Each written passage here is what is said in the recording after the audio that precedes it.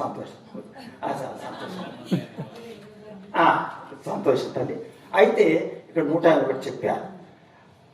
108 యొక్క ప్రాధాన్యత మనం కొంచెం తెలుసుకోవాలి.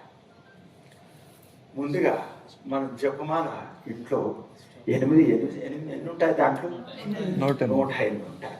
మనం తిప్పుతాం 108 అంటే మనకు గుర్తుండడానికి శ్రీరామ జయ రామ అనో ఇంకేదో అనేసి ఓం నమ శివాయ ఏదో ఇలా చెప్పేసరికి ఆ ముడి వచ్చేసరికి 108 రుద్రాక్షలు ఉంటాయి. అది 108 యొక్క ప్రాధాన్యత. ఆ 108 ఎందుకు చేయాలి, 108 ఎందుకు చేయాలి, అది మనం ఇప్పుడు తెలుసుకోవాలి. దాంట్లో కూడా జవాబు వచ్చింది నాకు. ఇంకా వస్తే సంతోషమే. అయితే మొట్టమొదటిగా దీనికి ప్రధానమైనటువంటి కారణం ఏంటంటే చంద్రుడు చెప్పారు. భూమికి మీరు కావలిస్తే ఇంటికి వెళ్ళిన తర్వాత గూగుల్లో సెర్చ్ చేసుకోవచ్చు, లేదా ఖగోళ శాస్త్రానికి సంబంధించినటువంటి పుస్తకాలు చదవచ్చు. భూమికి సూర్యునికి మధ్య దూరం ఎంతో తెలుసా? సూర్యుని వ్యాసానికి 108 రెట్లు. 108. అదే చెప్తున్నాను నేను. చంద్రుడికి భూమికి చంద్రుడికి మధ్య దూరం చంద్రుడి వ్యాసానికి 108 రెట్లు. చూసుకోవచ్చు. సూర్యుని వ్యాసం భూమి వ్యాసంలో 108 రెట్లు. ఇది 108 ప్రాధాన్యత. మన వేదాల్లో పిచ్చి వాళ్ళై రాయలేదు.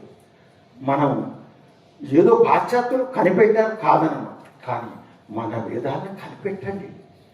కాస్త చదివే ప్రయత్నం చేయండి.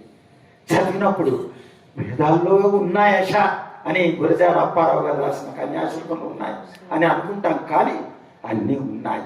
మనం ఒకసారి చదివితే, మనసు పెట్టి చదివితే మనకు తెలుస్తుంది. అంతేకాదు, మేడం గారు అన్నట్టుగా నక్షత్రాలు మనకెన్ని 27 నక్షత్రాలు. అశ్వని భరణి కృత్తిక మొదలుకొని 27 నక్షత్రాలు. ఒక్కొక్క నక్షత్రానికి ఎన్ని పాదాలు ఉంటాయి? 4 పాదాలు. 4 పాదాలు ఉంటాయి. 4 పాదాలు. ప్రతి మనిషి ఏదో ఒక నక్షత్రంలో, ఆయా నక్షత్రంలో 4 పాదాలు ఏదో ఒక పాదంలో జన్మిస్తాడు. ప్రపంచంలో ఏ మతమైనా, ఏ వర్గమైనా, ఏ ప్రాంతమైనా ఆ నక్షత్రంలో ఏదో ఒక పాదంలో జన్మించాల్సిందే. అందుకే మనం ఏమంటాం? లోకా సంస్థ, భారతదేశ సంస్థం అంటే, తెలంగాణ సంస్థం అంటే. లోక అంటే అన్ని నక్షత్రాల్లో 4 పాదాల్లో జన్మించిన ప్రపంచంలో ఎక్కడున్న వారైనా సుఖినో భవంతు అని మనం కోరుకుంటాం. అది మన ధార్మిక చింతన, అది మన గొప్పతనం. 27 నక్షత్రాలు ఇంటూ నక్షత్రానికి ఎన్ని పాదాలు?